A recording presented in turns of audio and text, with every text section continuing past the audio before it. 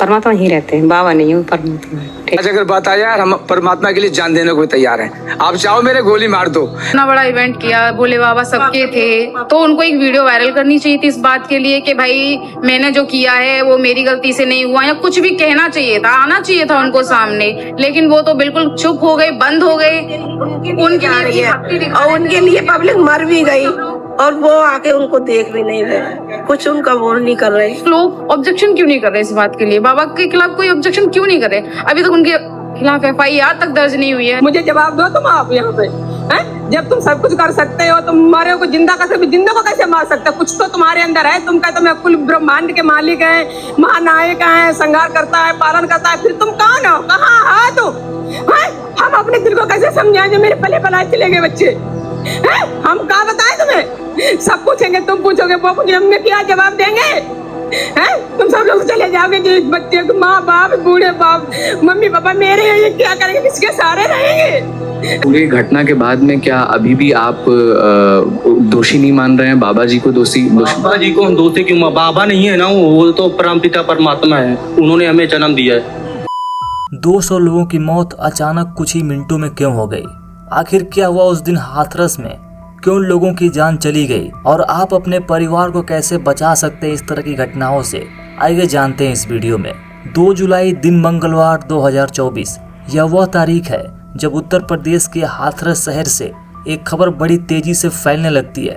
पता चलता है भोले बाबा नाम का एक प्रचलित पाखंडी, जो खुद को साक्षात भगवान शिव का अवतार बताता है, वह यह दावा करता है कि जिस व्यक्ति को उसकी चरणों की मिट्टी मिल जाती है और वह व्यक्ति अपने घर में उस मिट्टी को ले जाता है, तो उसके घर में पैसों की बारिश होती है, उसके घर में सुख समृद्धि आती है और घर में जिन लोगों की तबीयत खराब है उनकी तबीयत ठीक हो जाएगी। इस पाखंडी के बुलाने पे लाखों लोगों की भीड़ देश के अलग अलग हिस्से से हाथरस पहुंच जाती है। भीड़ में सबसे ज्यादा महिलाएं और छोटे बच्चे शामिल होते हैं, लगभग 80% से ज्यादा। और जब हादसा होता है तो जिस बात का सबसे ज्यादा डर होता है वही होता है। 150 से लेकर 200 लोगों की मौत हो जाती है, जिसमें 90% महिलाएं थी और उनके गोद में उनके छोटे छोटे बच्चे थे। इस भयावह हादसे को देखकर वहां के डॉक्टर ही डर गए। उनको डर लगने लगा कि हम लोग इलाज कैसे करेंगे, क्योंकि कुछ ही मिनटों में 200 लाशें वहां पहुंच जाना ये कोई छोटी बात नहीं है। हजारों लोग घायल थे वहां पे और 200 लोग की जान जा चुकी थी। अब इससे आप अंदाजा लगा सकते हैं कि वहां पे क्या मंजर रहा होगा। कैसे वे रो रहे होंगे अपनों को बचाने के लिए, क्योंकि कुछ लोगों की सांसें चल रही थी पर इलाज ना मिलने के कारण उनकी मौत हो गई। और मरने वालों की संख्या में जो सबसे ज्यादा संख्या है वो महिलाओं की है। और आपको मैं बता दूं, जब भी कोई महिला मरती है तो वो खुद नहीं मरती है, उसके साथ उसका पूरा परिवार बर्बाद हो जाता है, क्योंकि महिलाएं ही हैं वो जो पूरे परिवार को चलाती हैं। और ये महिलाएं ही बाबा की टारगेट ऑडियंस थी। इन्हीं महिलाओं का ये ब्रेन वॉश करके अपने टीम में शामिल करता था और जहाँ जहाँ भी इसके सत्संग होते थे देश के कोने कोने से महिलाओं को बसों में भर के ये बुलाता था। और आज आप रिजल्ट देख सकते हैं। इस पाखंडी बाबा के चक्कर में आकर कितने लोगों ने अपनी जान गंवा दी। इनके परिवारों पे इस समय क्या गुजर रहा होगा हम और आप सोच भी नहीं सकते। बस हम यही प्रार्थना करेंगे कि ऐसी घटना फिर दोबारा कभी ना हो, और जितने भी लोग इस घटना के जिम्मेदार हैं उनको कड़ी से कड़ी सजा मिलनी चाहिए। अब बात करते हैं इस अंधविश्वास को फैलाने वाले बाबा की। इसका नाम सूरजपाल सिंह जाटव है, जिसको इसके भक्त भोले बाबा और साकार हरि बाबा के नाम से जानते हैं। उत्तर प्रदेश के एटा जिले के बहादुरपुर गांव में इसका जन्म हुआ। कुछ वर्ष तक पुलिस की नौकरी की। नौकरी के दौरान सन 1997 में इसके ऊपर यौन शोषण की FIR दर्ज हुई, लेकिन जेल से छूटने के बाद साकार विश्व हरि बाबा बनकर सत्संग करने लगा।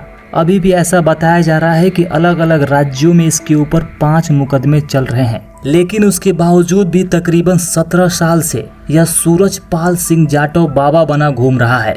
इन 17 सालों में इसने अपने आप को भगवान का अवतार घोषित कर अंधविश्वास का पाठ लोगों को पढ़ाता गया और इसको मानने वाले लोगों की संख्या आज लाखों में पहुंच गई है। हालत ये है कि लोग इसकी सेना में अपना काम धंधा छोड़ के फ्री में शामिल होते हैं और इसकी संपत्ति की रक्षा करते हैं। और जब एक रिपोर्टर ने सेवादार से एक प्रश्न किया कि बताओ, अगर तुम्हारे बाबा में इतनी ही शक्ति थी तो लोगों की जान क्यों चली गई, और जिस जगह पे हादसा हुआ वहाँ से तुम्हारे बाबा भागे क्यों? तो इस पे सेवादार ने भी कहा, बात तो गलत है पर हम क्या कर सकते हैं, ये बाबा जानते होंगे। तो कुल मिला के बात ये है दोस्तों, इस सेवादार के दिमाग को पता है कि वो गलत कर रहा है, पर अंधभक्ति में इतना लिप्त हो चुका है कि उसको सही और गलत का डिफरेंस नहीं मालूम हो पा रहा है। ये तभी होता है जब आपका ब्रेन वॉश बहुत ही बुरी तरीके से हो गया होता है, तब आपको सही और गलत का डिफरेंस नहीं दिखता। अब इस इंसान को ही आप देख लीजिए, किस तरह से ये इंसान अभी भी इस बाबा को भगवान मान रहा है। इस पूरी घटना के बाद में क्या अभी भी आप दोषी नहीं मान रहे हैं बाबा जी को? दोषी बाबा जी को हम दोषी क्यों? बाबा नहीं है ना, वो तो परमपिता परमात्मा है। उन्होंने हमें जन्म दिया है, जिसने हमें बनाया है उसके दोषी क्यों ठहराएंगे हम उनको?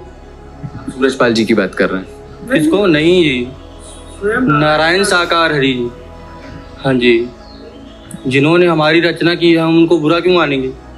पर हम इसको गलत नहीं बोलेंगे क्योंकि इसका ब्रेन वॉश्ड हो चुका है। इसको भी नहीं पता है कि ये क्या बोल रहा है। हो सकता है कि कुछ सालों के बाद इसका आँख खुल जाए और इसको पता चले कि बाबा सच में भगवान नहीं, एक ढोंगी है। और इस तरह के ढोंगी बाबाओं के चक्कर में अधिकतर गरीब और भोले भाले लोग ही फंसते हैं। उसमें अधिकतर महिलाएं होती हैं और गरीब परिवार से आए हुए लोग होते हैं, जिनकी कोई ढंग की शिक्षा नहीं हुई रहती है और अपनी मेहनत से ज्यादा अंधविश्वास पे भरोसा होता है। और एक बड़ा कारण यह भी है कि इन लोगों के पास कोई रोजगार नहीं होता है। तो सरकारों को भी इस पे ध्यान देना चाहिए कि इस तरह के पाखंडी बाबाओं पे ध्यान दे और जनता के लिए रोजगार मुहैया कराए। कुछ लोग ये अफवाह फैला रहे हैं कि उनका धर्म बहुत अच्छा है, पर मैं आपको बताना चाहूंगा यहाँ पे हम किसी एक धर्म की बात नहीं कर रहे हैं। दुनिया में जितने भी धर्म हैं, सबका यही हाल है। सब में अंधभक्ति, अंधविश्वास भरा पड़ा है। आपको ये करना है कि आप जिनको भगवान मानते हैं उनके सही गुणों पे ध्यान दीजिए कि वे कैसे भगवान बन गए। आप उनसे सीखिए, ना कि उस बिचौलिए से जो बीच में आके कहता है कि मैं भगवान हूँ, आप मेरी पूजा करिए। इस तरह के लोगों से बचिए, क्योंकि इस तरह के लोग हर धर्म में पाए जाते हैं, जो आपका शारीरिक और आर्थिक रूप से शोषण करते हैं और आपके कमाए हुए पैसों को ये लेकर खुद उससे ऐश की जिंदगी जीते हैं। अंधविश्वास और अंधभक्ति का नतीजा आपने देखा, हाथरस में 150 से लेकर 200 लोग मारे गए। अब सबसे बड़ी बात यह है कि वहाँ पे लाखों लोगों की भीड़ पहुंची तो पहुंची कैसे? कैसे लोगों को पता हुआ कि यहाँ पे ये बाबा है, यहाँ पे ये इंसान है जो इस तरह से लोगों को अमीर बनाता है, उनके बीमारियों को दूर करता है, इनको ठीक करता है? कैसे पता चलता है? अगर कहीं भी इस तरह से कोई धार्मिक भीड़ हो रही है तो चांसेस हाई रहते हैं कि उसमें कोई ना कोई आपका रिलेटिव पहले गया हो और वो आपको सजेस्ट करता है कि अरे मैं वहाँ तो गया था और मैं ठीक हो गया, अब भी एक बार जाओ और देख लो, ठीक हो जाओगे। तो इस तरह से वर्ड ऑफ माउथ जो चीजें होती हैं, जो लोग एक दूसरे को खुद बोलते हैं कि तुम चले जाओ वहाँ पे, तुम वहाँ चले जाओ, ठीक हो जाओगे, इस तरह से ये चीजें, अफवाहें जो होती हैं वो फैलती चली जाती हैं, जिससे कि लोगों की संख्या बढ़ने लगती है। और जब जहाँ ज्यादा लोग जाने लगते हैं, 1 लाख लोग चले गए जिसमें से 10 लोग ठीक हो गए, हाँ हो सकता है वो 10 लोग खुद ब खुद ठीक हो गए हों, पर उसका क्रेडिट वहाँ के लोग लेते हैं कि यहाँ आने से वो ठीक हो गए और उसको देख के ये भीड़ बढ़ती जाती है। अब सोशल मीडिया का टाइम आ चुका है दोस्तों, कहीं भी भीड़ इकट्ठा करना होता है तो लाखों लोग इजीली पहुंच जा रहे हैं, क्योंकि सोशल मीडिया पे सारी चीजें बहुत तेजी से फैल रही हैं और जितनी ज्यादा भीड़ होती है उतनी ही ज्यादा भीड़ देख के लोग और ज्यादा जाने लगते हैं, क्योंकि बस मन में ये रहता है कि इतनी भीड़ हो रही है तो कोई ना कोई बात होगी, कोई ना कोई शक्ति तो होगी, तभी तो इतना भीड़ हो रहा है। लेकिन लोगों को ये नहीं पता होता है कि सब लोग यही सोच रहे हैं, सब लोग यही मान के आए हैं कि इतना भीड़ हुआ है तो कुछ ना कुछ बात होगी।